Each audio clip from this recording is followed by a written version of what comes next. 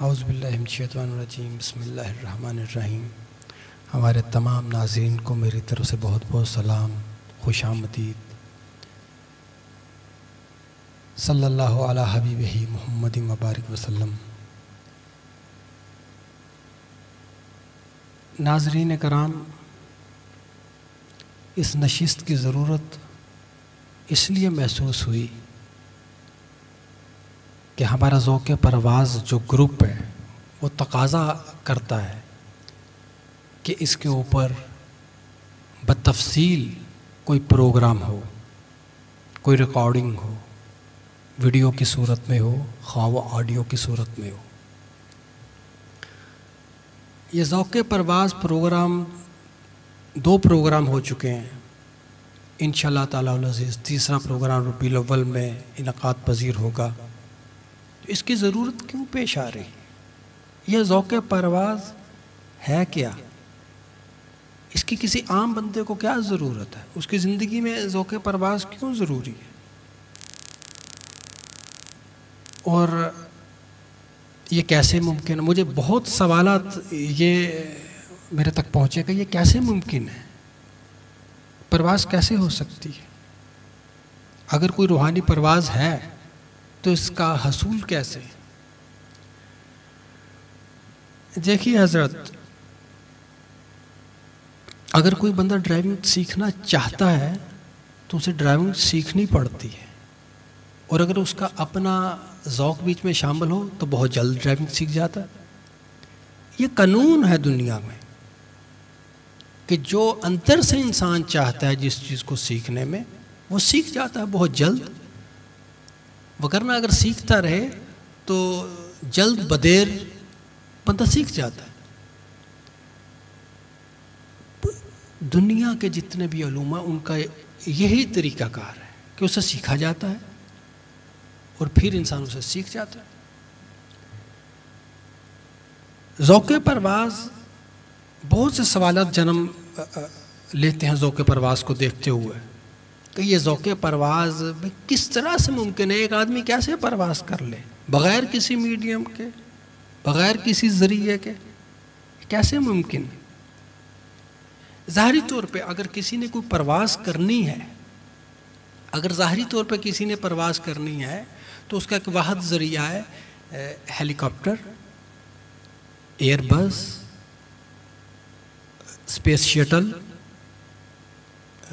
جسے راکٹ کہتے ہیں، جس میں بیٹھ کے خلاباز خلا میں جاتے ہیں۔ ایک تو یہ ذریعہ ہے پرواز کرنے کا۔ اب یہ ذریعہ ظاہر ہے کہ مادی ذریعہ ہے، بہت ایکسپینسو ہے، بہت مہنگا ہے، اس کے لیے سائنسدان بننا پڑے گا، آپ کو ناسا کے ادارے سے رابطہ کرنا پڑے گا، امریکہ جانا پڑے گا، بشرط یہ کہ آپ کے اندر وہ صلاحیتیں، وہ علوم بدرجہ اتم موجود ہوں۔ اور ظاہر ہے کہ ایسا ممکن نہیں ہے۔ جب ایسا ممکن نہیں ہے تو پھر یہ روحانی پرواز کیسے ممکن ہے؟ ایک سوال جنم لیتا ہے۔ تو یہ دیکھنا یہ پڑے گا کہ یہاں سے لاکھوں کروڑوں نوری میل دور ہے چاند، ستارے، سورج، جتنے بھی آسمان ہیں بہت دوری پہ ہیں۔ تو یہ کیسے ممکن ہے کہ بغیر ظاہری اور مادی تیز ترین ذریعہ کے انسان وہاں تک پہنچ جائے؟ اور پہنچے کیوں پہنچے؟ جانا کیوں ضروری ہے؟ مطلب کیا ضرورت پیش آ گئی ہے؟ سیدھی سادھی زندگی گزاری جائے، آرام سے رات کو کام پہ سے آئے، اپنے آرام سے کھانا کھایا، اس کے بعد موبائل لے کے بیٹھ کے واٹس ایپ اور فیس بک کے اوپر اپنا وقت گزارا، اگلے دن پھر اٹھے، ناشتہ کیا، پھر اپنے کام پہ نکل گئے، اور پھر کبھی چھٹی والے دن کہیں پکنک منا لی، پھر وہی خبریں۔ اسی طرح کی زندگی گزاری جائے اور وہ کامیاب زندگی گزاری جائے، اور بالآخر کچھ بیماریوں کے ساتھ فوت ہو جائے۔ اس طرح بھی زندگی گزاری جا سکتی ہے۔ کیا ضرورت پڑی ہے کہ انسان اپنے آپ کو اس بپتا میں ڈالے، ایسا علم حاصل کرے کہ میں نے چاند پہ پہنچنا ہے، میں نے ستاروں کا سفر کرنا ہے؟ تو کیوں ضروری ہے؟ کوئی ضروری نہیں ہے، یہ سفر کوئی ضروری نہیں ہے کہ ایک بندہ کیوں ذوق رکھے، بالکل ان کے لیے ضروری نہیں ہے جو نہیں سمجھتے، جنہوں نے اپنی زندگی کا مقصد نہیں بنایا. بہت سارے لوگ کرکٹ نہیں سیکھتے، نہیں کھیلتے، تو کیا زندگی گزارتے نہیں ہیں؟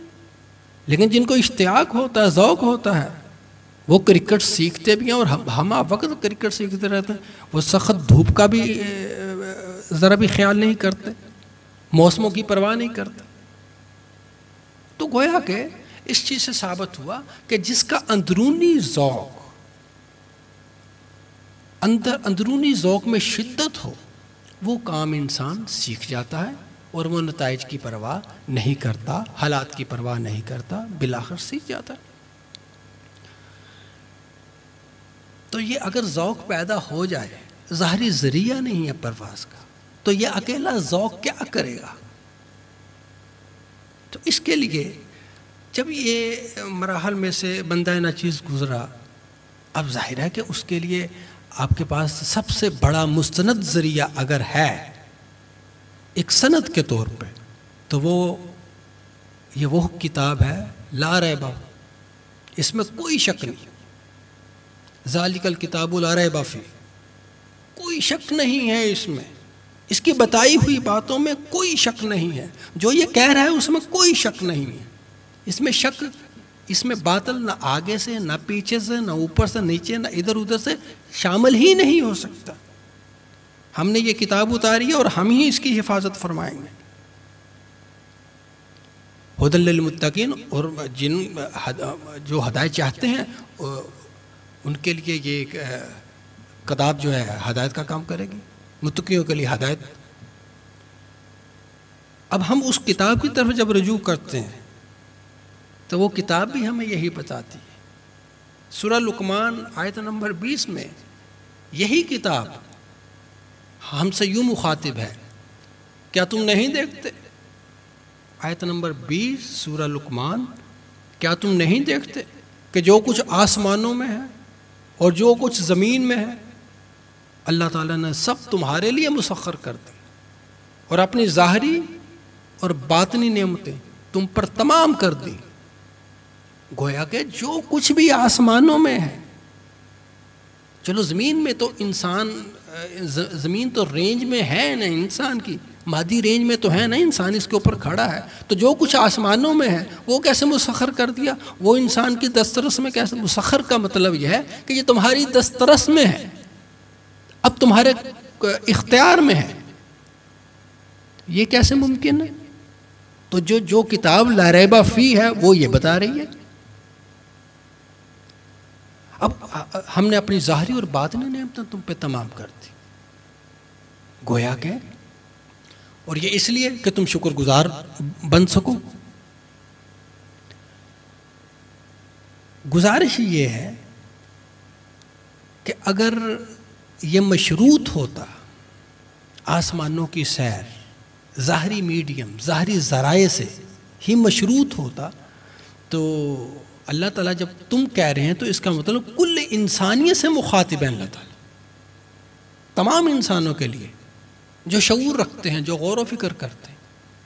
اب یہاں پہ یہ سوال پیدا ہوتا ہے کہ اور ہم نے زمین و آسمان مسخر کر دیے تمہارے لیے، اور اس میں بہت سی نشانیاں ہیں، زمین و آسمان میں بہت سی نشانیاں ہیں جو لوگ غور و فکر کرتے ہیں ان کے لیے.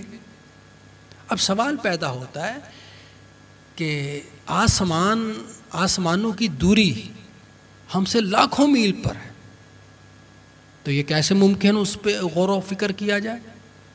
غور و فکر کے لیے ضروری ہے کہ فاصلے پاٹے جائیں، فاصلے کچھ کم ہوں، تاکہ غور و فکر کی رات تو ہموار ہو. اب اتنی دوری سے اس پہ بڑی حد کتنا غور ہو سکتا ہے؟ گویا کہ اللہ تعالیٰ کی بادشاہت کے لیے ضروری ہے آپ وہ فاصلے پاٹیں، وہ فاصلے سمٹیں، اور آپ اس کی خاص قربت تک پہنچیں، اس کا تمام کا مشاہدہ کریں، تاکہ ہم شکر گزار بندے ہو سکیں اور اللہ کی بادشاہت کا مشاہدہ کر لیں، تاکہ ہمارا ایمان یقین کے درجے تک پہنچ جائے.